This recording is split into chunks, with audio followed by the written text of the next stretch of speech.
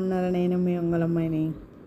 ఈరోజు మన expense ratio ఏంటి, అసలు ఎక్స్‌పెన్స్ రేషియో ఎందుకు క్యాలిక్యులేట్ చేసుకోవాలి ఏంటి అన్నది మనం జస్ట్ ఒక క్లియర్గా తెలుసుకుందాం. అసలు ఎక్స్‌పెన్స్ రేషియో ఏంటి అన్నది ఫస్ట్ చూద్దాము. ఎక్స్‌పెన్స్ రేషియో ప్రతి ఫండ్కి ఉంటుంది. ఆ ఫండ్ని బేస్ చేసుకొని ఉంటుంది. మనం ఫర్ ఎగ్జాంపుల్ ఒక ఫండ్ తీసుకుందాము. ఈ ఫండ్ తీసుకుంటున్నాను. ఈ ఫండ్కి ఎంత ఎక్స్‌పెన్స్ రేషియో ఉందో ఒకసారి చూద్దాము. 12% ఉంది. చూడండి, చాలా తక్కువ ఉంది. 0.12 అంటే చాలా తక్కువ ఉన్నట్లు.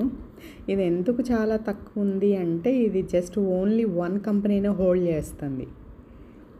అందుకోసం ఇక్కడ ఎక్స్‌పెన్స్ రేషియో చాలా తక్కువకి ఇచ్చాడు. కొన్ని ఫండ్స్ ఉంటాయి, కొన్ని ఫండ్స్కి ఓకే, ఫర్ ఎగ్జాంపుల్ దీనికి వెళ్దాం. ఈ ఫండ్లో ఎంత ఇస్తుంది? 0.58. ఓకే, 1% లోపు ఉంది అంటే ఎక్స్‌పెన్స్ రేషియో బెటరే. అసలు ఎందుకు ఎక్స్‌పెన్స్ రేషియో ఏంటి అంటే, ఎక్స్‌పెన్స్ రేషియో ఏం లేదండి. మనం ఇప్పుడు ఫస్ట్ నేను ఒక 10,000 ఇన్వెస్ట్ చేశాను అనుకోండి. నేను ఇప్పుడు ఇక్కడ ఈ అమౌంట్ ఇన్వెస్ట్ చేశాను. ఇందులో ఈ అమౌంట్ నేను ఇన్వెస్ట్ చేసిన దానికి గాను నేను ఇన్వెస్ట్ చేసిన అమౌంట్ని వాళ్ళు 22 కంపెనీస్లో ఇన్వెస్ట్ చేస్తున్నారు. వాళ్ళే ఎవరు వాళ్ళకొచ్చేసి వాళ్ళు సపరేట్గా ఫండ్ మేనేజర్స్ ఉంటారనమాట. ఇక్కడ ఈ ఫండ్ మేనేజర్స్ ఉంటారు కదా, వీళ్ళు ఎక్కడ ఎందులో ఇన్వెస్ట్ చేస్తే మంచిది అని చెప్పి వాళ్ళు సెలెక్ట్ చేసుకొని వాళ్ళు ఇన్వెస్ట్ చేస్తూ ఉంటారు. వీళ్ళు అందులో ఇన్వెస్ట్ చేసిన దానికి కాను మన అమౌంట్ని వీళ్ళకి శాలరీస్ ఇవ్వాలి కదా, వీళ్ళకి శాలరీస్ కానీ వీళ్ళకి ఎక్స్ట్రా ఖర్చులు కానీ ఏమైనా ప్రతి దానిని అన్నిటినీ కలుపుకొని మనకి ఎక్స్‌పెన్స్ రేషియో అని చెప్పేసి ఇస్తారు.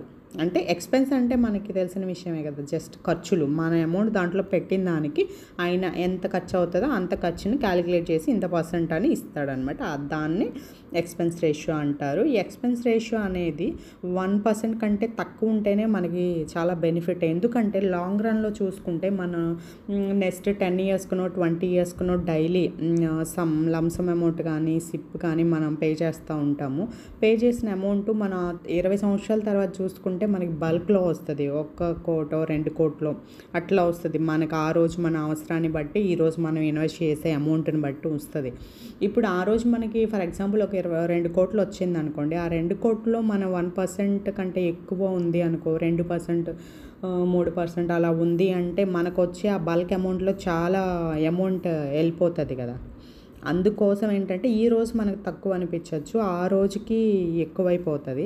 అందుకోసం మనం మ్యాక్స్ 1% కంటే లోపు ఉన్న దాన్ని సెలెక్ట్ చేసుకొని, నేను ఎందుకు ఇట్లా చెప్పాను అంటే ఇది మెయిన్ కీ రోల్ కాబట్టి నేను ఓన్లీ ఎక్స్‌పెన్స్ రేషియో ఖచ్చితంగా చూసుకోమంటాను.